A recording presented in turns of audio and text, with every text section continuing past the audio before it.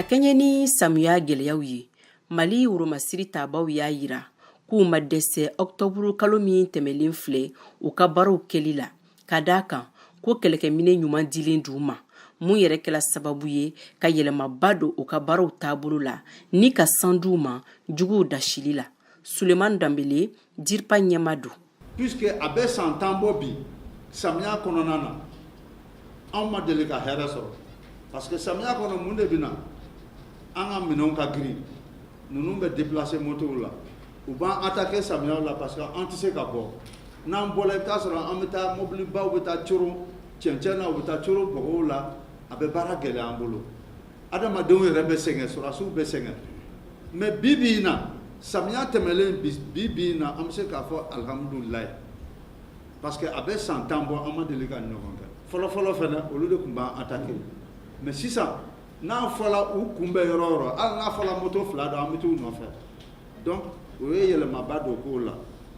Mais a jateminɛ kɛla k'a fɔ bi bi in na terroristes yɛrɛ bɛ sɔrɔdasiw éviter. U tɛ sɔn k'u kɛ sɔrɔdasiw kan. U bɛ fɛn fɛn kɛ bi bi in na n'an b'a fɔ mode opérateur o ye ka taa bin civils kan. O ye ka taa civils enlever ou bien ka u siran ou bien k'a fɔ k'u ka wuli ka b'u sigidaw la. Donc an y'o de kɔlɔsi u ka baara la bi bi in na. A bɛ waati bɔ ŋunuŋunu kumaw olu cɛyalen don bɔlɔlɔsiraw fɛ, n'a yirala k'a fɔ ko dugudenni caman bɛ yen nɔ ni dankari bɛ ka kɛ maaw la halisa.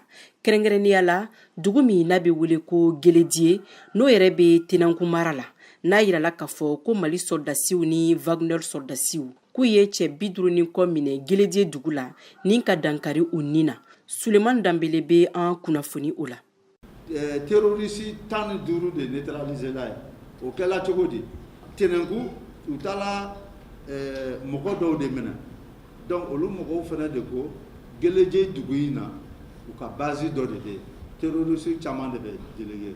A bɛ komi o y'u ka dugu yɔrɔ de ye. Donc armée fɛnɛ y'i labɛn donc ka opération aéroportée dɔ de kɛ. Parce que Tɛnɛnku zone ninnu a b'a dɔn ji de bɛ yen. C'est vrai que samiya banna mais ji ma jigin kosɛbɛ. Donc opération aéroportée kɛ. Donc u bɛ se tuma min na u fana terroriste ninnu ye kisɛ ci u la. Donc u ye kɛlɛ kɛ. Donc kɛlɛ kɔfɛ de an ye terroriste 15 de neutraliser contrairement à ce que les gens disent.